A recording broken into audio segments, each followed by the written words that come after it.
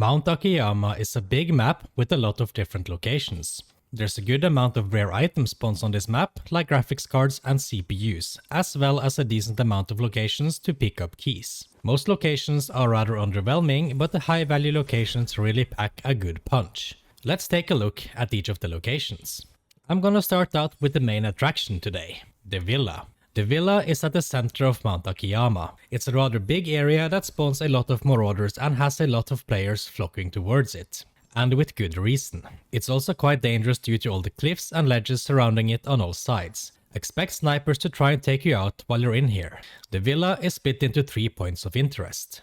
The helicopter hangar holds the least value. There's a guaranteed power bank spawn on top of this case, with a few containers and loose loot spawns scattered around. It's worth it in passing, but not as a destination. The garage though is a good step up. This is the only location in the game that has a high chance to spawn a CPU. You'll find a lot of electronic components here, as well as some computer cases and loose loot electronic spawns. The dead firefly in the corner often holds a key as well. There's also a locked room in the back with a weapons case and 2 computer cases. I found both CPUs, cameras and drones in this room, so there's a lot of value to be gotten. Lastly, the villa itself holds a lot of value. The first floor has a decent amount of electronic components and electronics in general. There are several computer cases and loose spawns worth picking up. There's also an ammo box here where I often find high grade ammo. However, the big bucks lie on the second floor. The second floor alone sometimes hold values upwards of 500k. The nightstand storage case sometimes hold keys, and I've even found a military base bomb shelter key here. There's several safes around here, as well as some high value loot spawns like rings, necklaces and money. Because of this, you should always expect a fight when going here. There is also a hidden room on the outside of the villa containing a dead firefly. I haven't looted him many times enough to know if he spawns anything good, but it's worth knowing about. I found that bodies often hold keys. With the main attraction out of the way, let's continue with the rest of the named locations, starting with the wine cellar, which is probably the most underwhelming area on the map. For some reason, it's named on the map even though it barely has 4 loot spawns. You'll mostly find electronics here, so it's worth going in if you're in the area, but don't set this as your main destination. The golf course is also underwhelming. It's worth going here in passing, but yet again it's not worth it as a destination. There's some loot in the main house, as well as a locked case that might hold some goodies. There's loot containers hidden in the grass and some loose spawn on the golf carts. This area does spawn elite marauders though, so it's a nice place to get yourself either a SKS or a Mosin, or Molte as they're called in this game. And that's it. The Mountaintop isn't named, but you'll often spawn here, so it's worth knowing that it has an arms box and a weapons case. Apart from that, it's a good place to survey the battlefield and get a look of the villa, and you can also get in some good sniper shots from here. The entrance is, drumroll, underwhelming.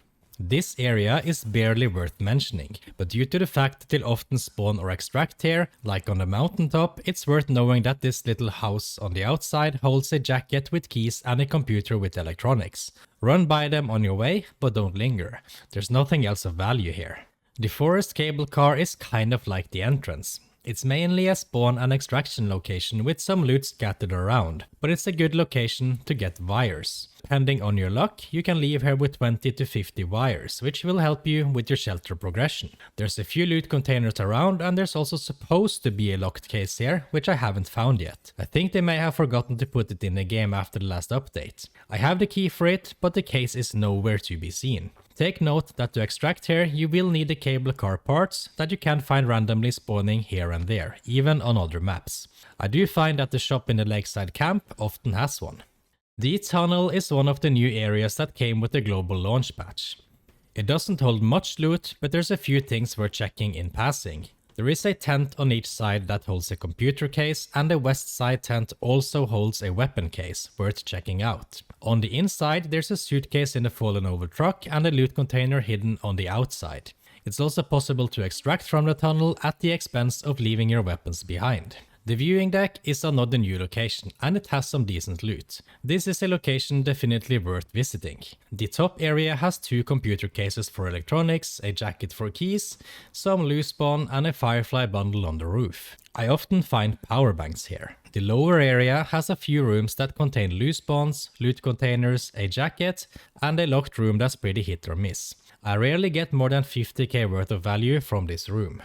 The mountain backway is another extraction location and only holds a throwables case and sometimes a walkie-talkie or a marker on this chair. It is quite an open extraction location, but you can be prone behind this barrel on the edge of the extraction zone for some extra cover. The Lakeside Camp is split into 3 areas. The top area holds some loose loot, 2 jackets, 2 suitcases, a weapon case and some hidden firefly bundles. There is also an ammo box overlooking the lake. Moving down the stairs we find even more loot.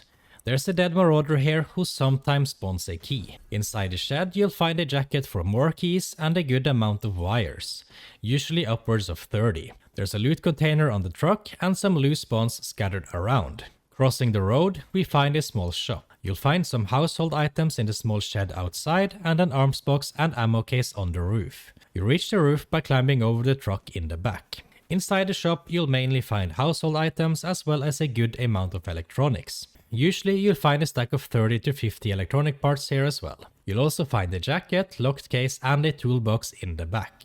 The factory gate is extremely underwhelming. The lower area is nothing but an extraction point while the tower holds a small amount of loot. There's an ammo box inside and a firefly bundle on the roof. You can get up there by carefully jumping onto the railing and climbing up, but be careful on the way down so you don't fall and break your legs.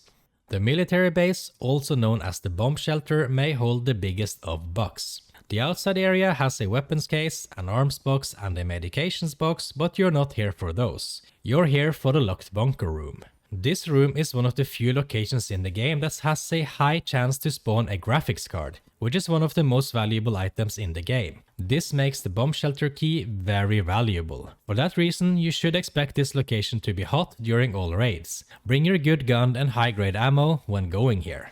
To summarize Mount Akiyama. All locations have some loot, but most of them are quite underwhelming. The main attractions are the bomb shelter, which might spawn a graphics card, the garage in the villa, which might spawn a CPU, and the villa itself, which holds a ton of value, especially on the second floor. If you need electronic parts, the shop on the Lakeside Camp is a good spot, while the forest cable car and the shed in the Lakeside Camp holds a good amount of wires. There's also a good amount of dead bodies and jackets around to fill your pockets with keys. And that's pretty much it. If you haven't watched this video yet, which covers the BAF factory, I suggest you do so right now and subscribe for more content like this. Thanks for watching, and I'll see you around.